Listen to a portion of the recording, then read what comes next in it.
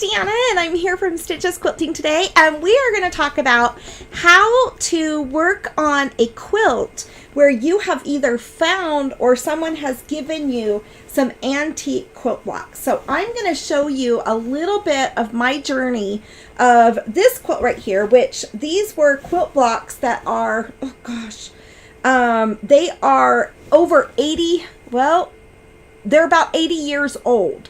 And so these quilt blocks right here were made by my mother-in-law, and she actually had 12 quilt blocks. They were all embroidered onto sugar sacks and flour sacks. And I went ahead, and since the sugar sacks and the flour sacks are just so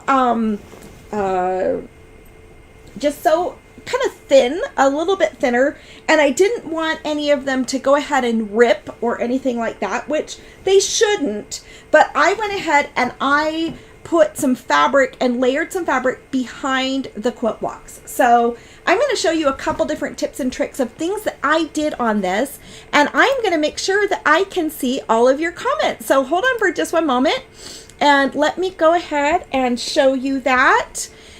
This quilt was made by my mother-in-law many years ago, and what they used back then were just clothing, pieces of clothing from, pieces of fabric from clothing or outfits that she and her sister wore. So, and I think that's really special, and it makes us such an heirloom quilt, and it kind of makes me a nervous wreck to actually work on the quilt itself. So, because it's just so special. I mean, look at the fabric on this one right here. So this is literally fabric, instead of as a reproduction, it's literally fabric that was, that is from the 1930s. And it was their outfits and things like that. And so you can see this beautiful block right here and all the blocks. I wish I would have taken photographs of what the blocks look like. I might be able to find them someplace, possibly, you know, in storage or, you know, on my computer, but what they looked like before. So I want to show you a couple little things there. Hi, how's it going, Liz? Hi, Jane. And you know what? This really is just so special to me. So I wasn't sure how to, the first thing that you need to do if you're given some quilt blocks like this is you want to get them so that they're all the same size. So you want to carefully measure each quilt block. And I went ahead and I got these to 13 inches. And I felt like I was safe at a 13-inch mark. A couple of the cute little ladies I had too. So you can see that's about 13 inches there. And it's 13 inches square. So, I mean, I'm surprised that I actually was able to get a 13-inch square on these. Not all of them were precise. You know, I mean, some of them I had to squish a little bit at that 13 mark to make that fit right here and down here at the bottom. So you can see here I don't have very much room for the head and the foot, but I think it looks amazing. And you can see here I've got a little bit more room right here. So your blocks may vary as you figure out what the sizes are, but I think overall the quilt looks really beautiful when you have got the blocks figured out to an accurate size. And when I look at this holistically and completely, I don't see much of a difference. So anyways, I want to go ahead and show you how I sashed this. So I went ahead and I sashed this quilt with, you can just picture this as regular sashing. I went a bit wide on this because it was really important. Hello, you guys. It's so good to see you. But it's really important when you sash these to actually, you know, my mother-in-law is still alive, and she really wanted this quilt to actually fit a bed that is in her guest room. So I went with the dimensions that she wanted. And so in order to accommodate making these actually a larger quilt, we went with a wider sashing here. And I didn't want that to be such a bold, wide sashing. I think it's about 4 inches. Let me go ahead and measure this again. I have worked on this quilt off and on through the years. Yeah, it's 4 inches. So I didn't want just 4-inch swaths of fabric in between these beautiful Bonnet Sue quilts. So I went ahead and I did a stripped sashing border, or sashing border. And then I offset them. Instead of with just a square block, I went ahead and offset it with, it's almost like a 9 patch, but it's offset itself to match with the sizes of this narrow strip, a printed strip, and a narrow strip. So since I have been spending so much time up with my in-laws, because Betty did get sick and we went to the hospital and everything, and I got to stay in the COVID hospital. And I'm going to try to enlarge this so I can see your comments a little bit better. Oh, there, I can see it. Okay, good. I know, I love this too. It is so special to me. But since I was spending so much time, I only got this far, okay? So I got this far, and then there was something else she wanted on this quilt. So she really wants the quilt to be hand quilted. So that's what we're going to work on next. I have done hand quilting before. So, but anyways, but she was going to have a friend of hers that was really sweet hand quilt this, and I don't know, this was maybe 10 years ago, and that friend had passed away, so she was never able to really get it hand quilted. So we are now going to do this now. But there was something else that she wanted with the border, but I could not figure out the math to figure out the border. So I'm going to show you my process of how I finally have figured that out. So I have this bin where I have kept everything, and we're going to work on a little bit of that together, all right? And I'm going to show you how I did this. So, but this is still really wrinkly because I want you guys to see that this got shoved away and it has not been pulled back out. So, you know, it's really kind of fun to see a progress, a project that gets pulled back out, because she eventually she was just fine with these because I could not figure out the math of an on-point sashed or an on-point square border. It's like a on-point border tile is what this is what it's called. So she wanted this in there as a border, and I'm going to show you the picture that she gave me to go from. So I have 2 of these. See, I constructed them, but I couldn't figure out the math of how to get them all to fit around the quilt without it going crazy and getting off, and to make those squares kind of match back up in the points. She actually had picked out for me all of the squares that she wanted for this. I still have my fabric, which is these setting squares, to put to set this on point tile border in. But let me show you the photo of this. So you can see I collected a lot of 1920s. I mean, I love the 1930s fabric to kind of complement her Bonnet Sue. So she had a large assortment of fabrics to choose, and these ones in the safety pins are the ones that she wanted. So, and I think we're also going to do a series on how to repair an antique quilt block that you've been given, because that is something I've worked on too, and I want to show you some tips and tricks on that. But let me go ahead and show you. Let me find her picture that she gave me of how she wanted this. It's so cute, you guys. Let's see here. That's those. Okay, here it is. I should have grabbed this all up. She gave me a picture from a magazine. And let me see if I can figure out what magazine this is. It's actually a catalog, a shopping catalog. So, you know, 10 years ago, we had more of these around. But do you see this picture that she gave me? And you can see she showed me that she wanted this on-point border like that. And I actually agree with her. So, because as I'm thinking about hand quilting this quilt, and I'm going to do all the hand quilting up there with her at her home, and we're going to do it together. You know, I'll probably do most of it. You know what I mean? But I want to do a lot of this with her up there.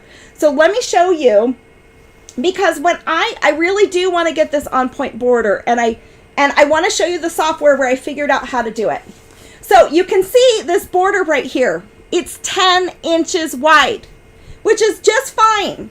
But when you're hand quilting a quilt, I just don't even know. You know what I mean? So let me confirm this. Yeah, it's like 10 inches wide. All right.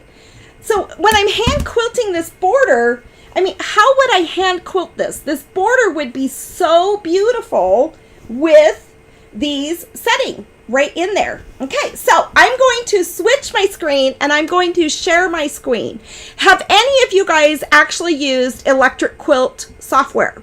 So let me know if you have. Is the quilt behind you the one that you'll be making for her?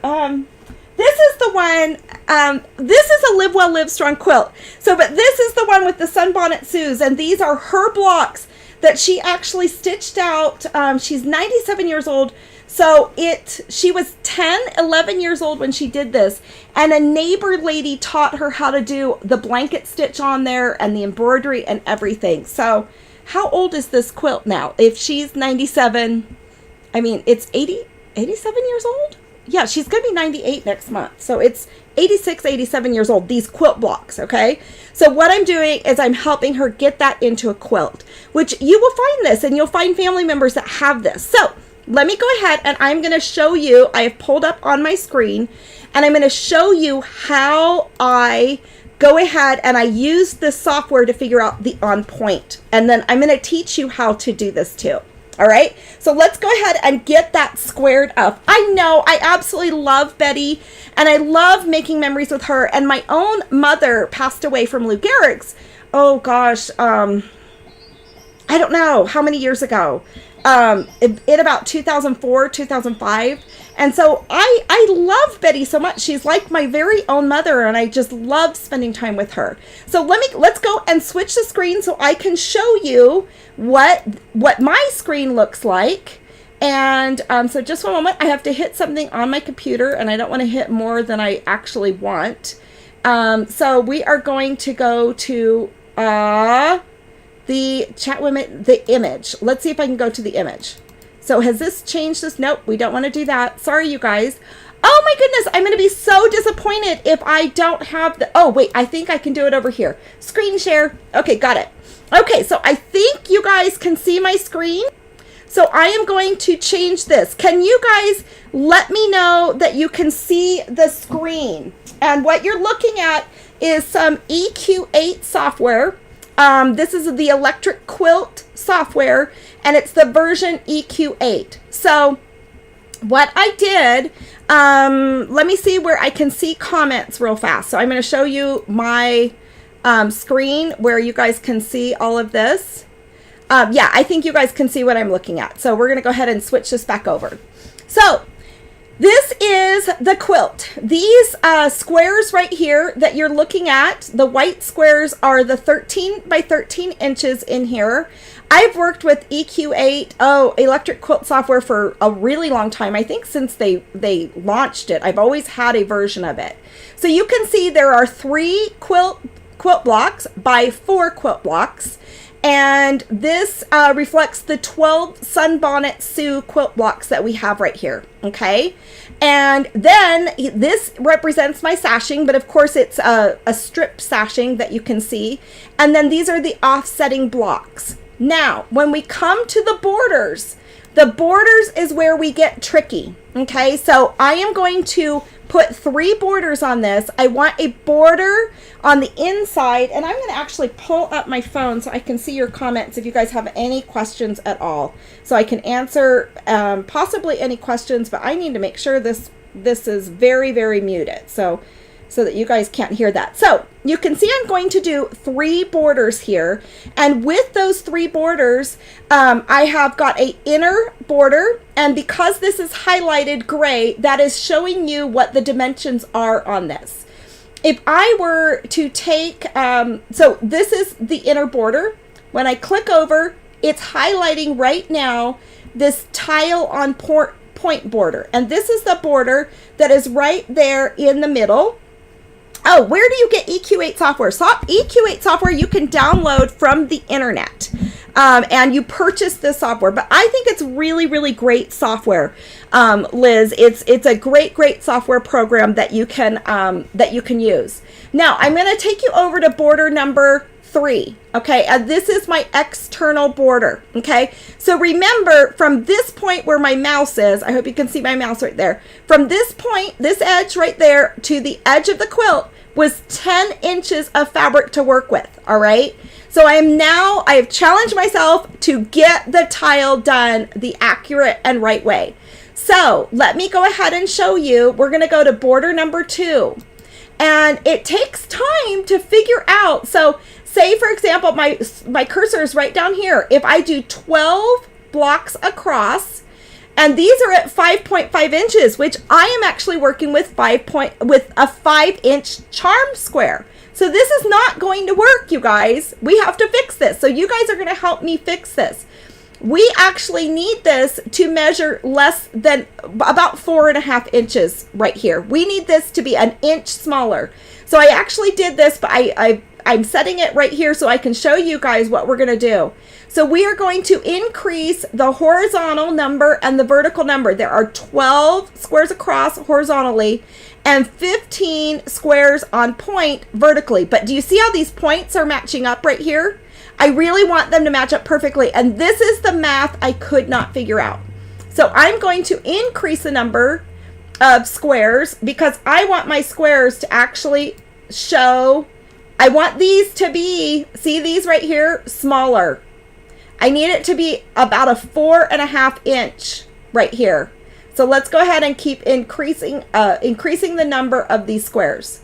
Okay, so we are dealing with 4.75. So you can see that these are being offset right here with the amount of fabric that is being used. All right, so in order to get this, we have to figure out the math because I don't want to necessarily have to add fabric right next to that. But you can see here that my squares horizontally are a 5-inch square, but vertically I'm working with a 4.75 in order to get that many squares going in there. Okay, so what we want to do is, I think what I want to do here is actually decrease my inner border, this inner one right here. So why don't we take this down to 2.5 inches and let's take this all the way down. So my inner border right now is 2.5 inches and we're going to go back to border number 2. See, this is grayed out. We're going to go back to border number 2 and I want to try to get this. So it's about, there we go. I think this would actually work. This 4.75. Let's try to go down one more. Now we're getting to 5.75. So we don't want to do that. Let's go back up to, this looks good. Okay, 4.75 and some are going to be 4.25. But in order for these points to match up, that's what I'm going to have to do. Now, I do not want to add a piece of fabric to that, okay? So I'm going to readjust border number 1, and let's look at border number 3. We're going to highlight that gray. Border number 3 is a 2.5 inch all the way around, okay? And border number 1, we're going to go back to this. So border number 1, you may never do this, but just so that you can see this, it's really kind of interesting. It really is interesting. And yes, you guys, let me know how that hurricane is going for you guys. So I'm going to now increase the size of my top and my bottom borders here because I don't want that gap of extra fabric. So I'm going to, how about if we increase the top and bottom to 3 inches? Let's see if that, oh, we have it all being size locked. Okay, so we don't want to do that. So let's go back to border number 2. Just one second. Okay, border number 2, we've got 17. Let's decrease this down. Okay, good. That's looking good right here at 16 across and 21 down. I don't know, maybe not. We'll figure it out. But let's go back to border number 1. And on this one, I need to increase my top and bottom border. So this 3 inch is working great right here, but it's not working great right up here at the top. We're gonna have to offset the size of our borders. So we are not going to lock all of our borders so that they're all exactly the same size. Let's try the top and bottom at 4 inches and the bottom. So you can see, there we go. So we've got a top border of 4 inches, at a side border of 3 inches right there. And then I'm still able to have my offset. This is called a, let's look again, hold on, but it's called an on-point tile border. Okay, border number 2 is an on-point tile border. So then I can go over here and then you can see what this looks like right now. And I don't think that looks really bad. I think this is what she wants, is this on-point tile border. If she pulled it out of the magazine, I think that that is something that I really want to give her and to do for her. We're just going to have to offset the amount of inches here in order to get these points to match up. And that was what I was struggling with before. And I am limited because I'm working with little charm pack squares, but that is what I'm going to do. So, you guys, isn't this too interesting? I'm going to go ahead and switch my camera view back to where you guys can see me, but just one moment. There we go. So let's go ahead and we're back here. But you can see what I needed to do. And you can see why my math got really messed up years ago, was figuring out how to get these on-point square borders to actually to have this square match up with the row that's going down here. So anyways, I think that this is a lot of fun. Just know that if you ever do want to do something like this, that you can absolutely figure it out. If you don't have EQ8 software, then talk to somebody that you know does have EQ8 software and see if they would be willing to go through the math with you. But really, the our quilts and the beautiful things that we can make can really be up to the imagination of ourselves and others that inspire us. And I do have to say that Betty and her Sun Bonnet Sue blocks have truly inspired me, and it inspires me back to a time. And today we're is 100 years, right, of the women's suffrage movement, and that we're celebrating some of the legislation that they actually pushed in through. So I'm wearing white today.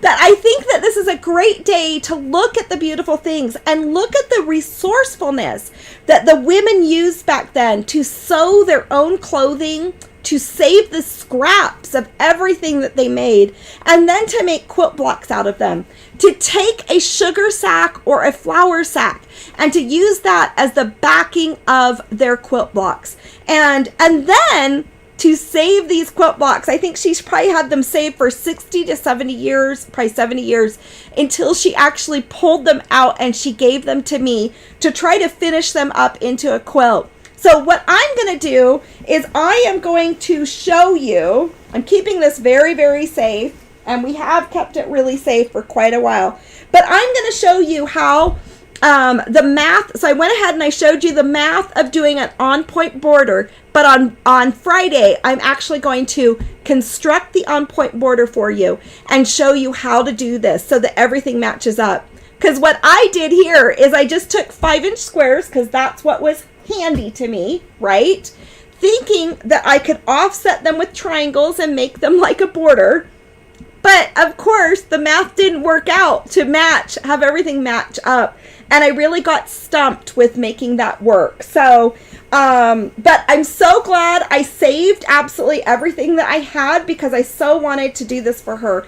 And then I'll share with you our hand quilting process, what kind of thread that we're using, what kind of batting we're using, what kind of needles that we're using, and how close together we're going to do our stitches and what this will look like. But I certainly know that if we just hand quilt around these squares, that border is going to be so beautiful. And then along the other borders, we can just hand quilt, not just offsetting the stitch in the ditch type look. So I know that this is going to be such a very, very beautiful quilt.